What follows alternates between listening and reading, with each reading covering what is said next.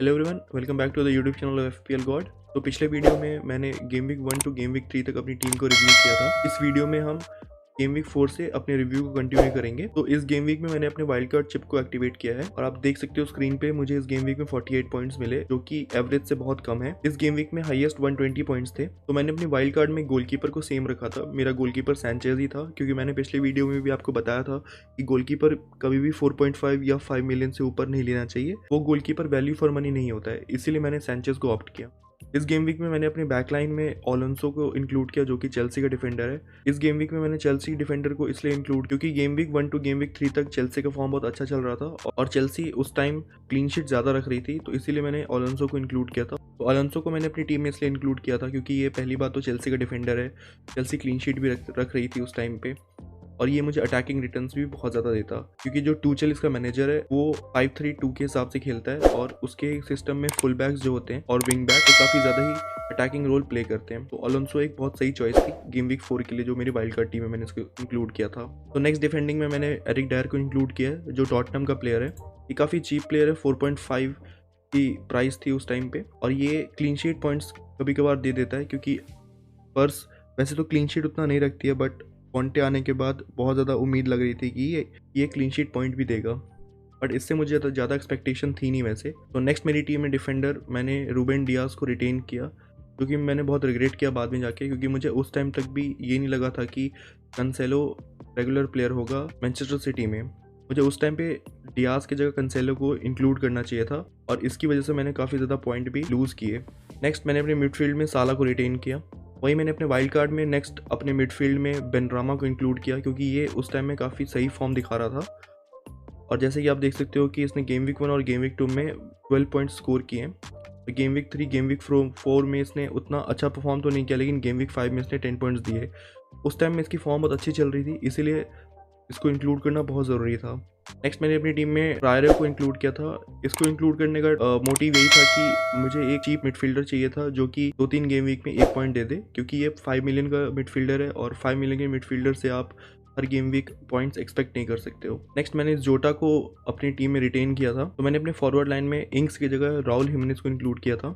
इसको इंक्लूड करने का मोटिव यही था कि इंग्स उतना ज़्यादा अटैकिंग में इन्वॉल्व हो नहीं रहा था, तो मैंने सोचा कि इंग्स की जगह जिमनेस को इंक्लूड किया जाए, क्योंकि वुल्स राहुल हिमनेस को ही एक अटैकिंग मैन की तरह क्रिएट करती है, और इंग्स के आसपास जैसे वॉटकिंस हो गया और भी बहुत सारे प्लेयर्स हैं जो कि इंग्स के अटैकिंग थ्रेट को न्यूट्रलाइज कर देते हैं। राहुल हिमनेस एक बेटर चॉइस थी। नेक्स्ट मैंने एंटोनियो को रिटेन किया, और फाइनली मैंने क्रिस्टियानो रोनाल्डो का ट्रांसफर किया, क्योंकि उस टाइम पे क्रिस्टियानो रोनाल्डो मैनचेस्टर यूनाइटेड में वापस आया था और काफ़ी ज़्यादा ही पंप लग रहा था, तो मुझे लगा था कि रोनाल्डो काफ़ी अच्छा पॉइंट्स दे जाएगा, और यूनाइटेड में या तो ब्रूनो फर्नांडिस नहीं तो रोनाल्डो ही चलेगा। और जैसे कि आप देख सकते हो उस गेम वीक रोनाल्डो ने 13 पॉइंट्स स्कोर भी किए थे। बेंच में देख लेते हैं। गोलकीपर में मैंने फॉस्टर को रिटेन किया था, लिवरामेंटो मेरी टीम में था ही, अमाटे मेरी टीम में था ही, और मैकार्थर को मैं एक चीप मिडफील्डर की पोजीशन पे लाया था। तो गेम वीक 4 में मुझे कुल 48 पॉइंट मिले थे, जो कि सैंचेज ने 6 पॉइंट्स दिए थे, अलोंसो 5, डायर 1, रूबेन डियास 7, साला 8, बेनरामा 3, ट्राओरे 3, जोटा 3, राहुल हिमनेस 1, एंटोनियो -2। यहाँ पे मेरी गलती ये हो गई कि मैंने इसको कैप्टन कर दिया और इसने एक रेड कार्ड ले लिया था उस गेम में, तो यहाँ पे मेरे कैप्टन ने बहुत भयानक ब्लैंक मार दिया, इसीलिए मेरे गेम वीक का पूरा स्कोर नीचे चला गया। नेक्स्ट रोनाल्डो ने 13 पॉइंट्स दिए। ये गेम वीक 4 का रिव्यू था। अब गेम वीक 5 को देख लेते हैं। तो गेम वीक 5 में मुझे 72 पॉइंट्स मिले थे, एवरेज 55 थे, highest point 144।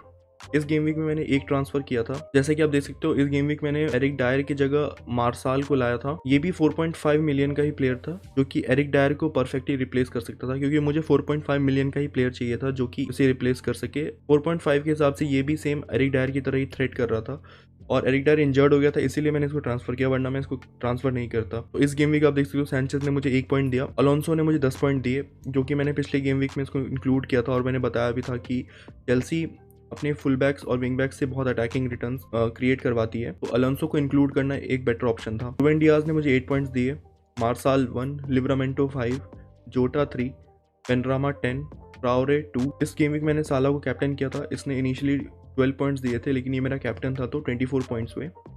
Ronaldo 6, Rahul हिमनेस 2। Bench पे फॉस्टर, एंटोनियो को लास्ट मैच में रेड कार्ड मिला था, तो ये इस मैच खेला नहीं। टमाटे 0, मैकार्थर 2। तो ये था गेम वीक 5 का रिव्यू। अब गेम वीक 6 को देख लेते हैं। तो इस गेम वीक मुझे 52 पॉइंट्स मिले थे, एवरेज पॉइंट 43, हाईएस्ट 117। इस गेम वीक मैंने कोई भी ट्रांसफर नहीं किया, लेकिन मेरी टीम के पॉइंट्स को देख लेते हैं। Sanchez 2, Alonso 1, Martial 6, Ruben Dias 5।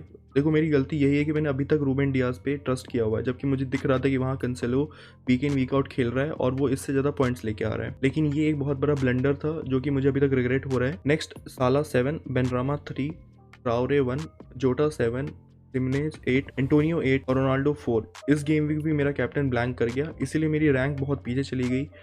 अगर इस गेम वीक मेरा कैप्टन थोड़ा बहुत भी स्कोर कर देता ना, तो इस गेम वीक मुझे कम से कम 70 to 75 पॉइंट्स मिल जाते। अब बेंच मेरी वही फॉस्टर 3, लिब्रामेंटो 2, अमाटे 0, मैकार्थर 1। तो ये था गेम वीक 6 का रिव्यू। अब गेम वीक 7 को देख लेते हैं। तो गेम वीक 7 में मुझे 49 पॉइंट्स मिले, एवरेज पॉइंट 38, हाईएस्ट पॉइंट 102 और इस गेम वीक मैंने 2 ट्रांसफर्स किए थे। तो गोलकीपिंग में सैंचेज ने मुझे 6 पॉइंट दिए थे, लिब्रामेंटो 4, रूबेन डियास 0, मार्साल 3, जोटा 2, बेनरामा 2 और इस गेम वीक मैंने ट्राउरे की जगह रफीनिया को इंक्लूड किया था अपनी टीम में। तो रफीना को मैंने अपनी टीम में इसलिए इंक्लूड किया था क्योंकि पहली बात तो ये ट्राउरे से ज़्यादा अटैकिंग रिटर्न्स प्रॉमिस करता है।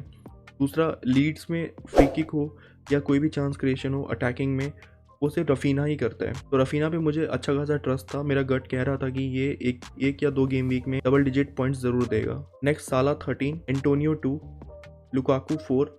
इस गेम वीक में मैंने लुकाकू को इंक्लूड किया था रोनाल्डो की जगह। रोनाल्डो को मैंने ट्रांसफर आउट कर दिया था क्योंकि इस game week Lukaku Inter Milan से ट्रांसफर होकर आया था चेल्सी में, और मुझे लग रहा था कि चेल्सी जो कि अटैकिंग अपने सिर्फ फुल बैक से कर रही है, उसके पास अगर अटैकर आ गया है जो कि लुकाकू है और टीमो वर्नर उतना सही कुछ चल नहीं रहा था उनके साथ, तो मुझे लगा था कि ये काफ़ी सही रिटर्न्स देगा।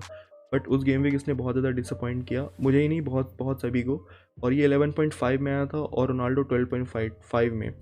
तो नियरली 1 मिलियन मेरे बैंक में सेव भी हो रहे थे। नेक्स्ट, राहुल हिमनेज ने 10 पॉइंट्स दिए थे। तो आप देख सकते हो कि कैसे अगर आप प्लेयर्स पे ट्रस्ट रखोगे तो वो 1-2 गेम वीक के बाद आपको डबल डिजिट हॉल दे सकते हैं। तो ये था गेम वीक 7 का रिव्यू। अब गेम वीक 8 को देख लेते हैं। तो गेम वीक 8 में मुझे 52 पॉइंट्स मिले थे, एवरेज पॉइंट 49, हाईएस्ट पॉइंट्स 122 और इस गेम वीक मैंने 1 ट्रांसफर किया था। तो इस गेम वीक मैंने अमाटे की जगह मैनक्विल को लाया था। इस प्लेयर को लाने का वैसे कोई मोटिव तो था नहीं, बस मुझे अपनी बेंच को स्ट्रॉन्ग करना था क्योंकि इस मैच में आप देख सकते हो कि अलोंसो, जोटा और रफीनिया ये तीनों नहीं खेले थे क्योंकि कोविड आउटब्रेक हो गया था।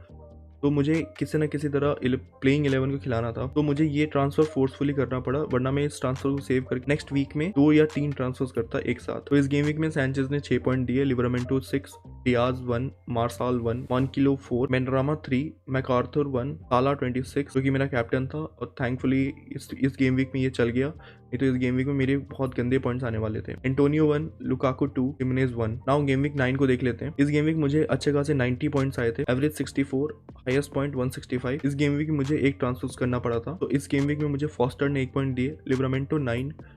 अब आप देख सकते हो लिब्रामेंटो पिछले 3-4 मैचेस में मुझे काफ़ी अच्छे खासे पॉइंट्स दे रहा था और ये सिर्फ 4 मिलियन का डिफेंडर था। तो एफपीएल में ज़रूरी नहीं है कि आपको सिर्फ प्रीमियम ही प्लेयर चाहिए। अगर आप मैचेस फॉलो कर रहे हो और आप रेगुलर प्रीमियर लीग देख रहे हो, इवन हाईलाइट्स भी देख रहे हो, तो आप इजीली 4 मिलियन 4.5 मिलियन का डिफेंडर इंक्लूड कर सकते हो। अब ज़रूरी नहीं है कि अब सभी ने ट्रेंट लिया हुआ है तो आप भी ट्रेंट लो, आप रॉबर्टसन भी ले सकते हो। आप कोई ऐसा डिफरेंशियल हो जिससे आपकी रैंक ऊपर जाए, वरना अगर आप भी सेम ही प्लेयर खिला रहे हो तो ज़रूरी नहीं है कि आप एज ले सकते हो उसमें। डियास 2, यहाँ तक भी मुझे ये समझ नहीं आ रहा है कि गेम वीक 9 होते होते भी मैंने कैंसेलो को इंक्लूड क्यों नहीं किया। मानकिलो 2, जोटा 11, बेनरामा 3, रफीनिया 1, साला जो कि मेरा कैप्टन था उसने 48 पॉइंट्स दिए थे, एंटोनियो 7 और इस गेम वीक मैंने लुकाकू को हटा के वार्डी को इंक्लूड किया था क्योंकि इस गेम वीक उसने शायद रेड कार्ड ले लिया था या वो इंजर्ड हो गया था। जिमेनेज 5। अब गेम वीक 10 को देख लेते हैं। इस गेम वीक मुझे 74 पॉइंट्स मिले थे, एवरेज 42 थे, हाईएस्ट पॉइंट 116 और इस गेम वीक मैंने अपनी ट्रिपल कैप्टनशिप को प्ले किया था। इस गेम वीक मैंने 2 ट्रांसफर्स किए थे जबकि मेरे पास एक ही ट्रांसफर फ्री था और एक ट्रांसफर को मुझे -4 पॉइंट्स हिट लेके करना पड़ा जो कि मेरा पहला हिट था। तो इस गेम वीक मुझे फॉस्टर ने 2 पॉइंट दिए और इस गेम वीक में मैंने चेल्सी डबल को इंक्लूड किया था, जो उसके प्लेइंग 11 के फुल बैक्स हैं उनको इंक्लूड किया, चिलवेल और रीस जेम्स। और आप देख सकते हो अगर मैंने -4 पॉइंट हिट भी लिया लेकिन उसका मुझे अच्छा खासा रिटर्न भी मिला। रीस जेम्स तो मुझे 21 पॉइंट्स दिए और बेन चिलवेल ने 8 पॉइंट। तो ये दोनों ट्रांसफर्स काफ़ी सही वर्कआउट किए मेरे लिए और इसीलिए मुझे 74 पॉइंट्स मिले भी। डियास 1, मो साला 15। इसमें मेरा ट्रिपल कैप्टनशिप पूरा बर्बाद हो गया क्योंकि इस गेम वीक मो साला ने सिर्फ एक ही असिस्ट दिया था या एक गोल मारा था। मैंने होप किया था कि पिछले बार की तरह जैसे उसने 48 पॉइंट्स दिए थे, इस गेम वीक भी वो अच्छा खासा पॉइंट दे देगा, बट ऐसा हो नहीं सका। नाउ बेनरामा 5 पॉइंट्स, रफीनिया 9, जोटा 1, राहुल हिमनेज 9, एंटोनियो 2, वार्डी 1। तो हमने गेम वीक 10 तक अपना रिव्यू कर लिया है। आज इस वीडियो को यहीं खत्म करते हैं। तो अगर आपको ये रिव्यू अच्छे लग रहे हैं तो please like, subscribe and share.